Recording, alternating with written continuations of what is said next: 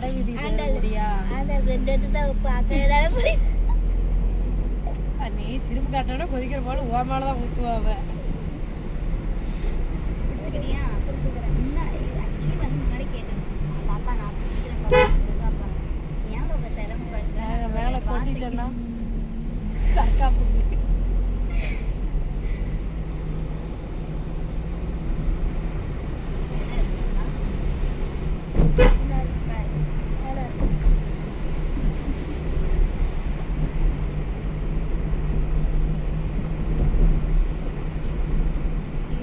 நடந்து வந்தா அந்த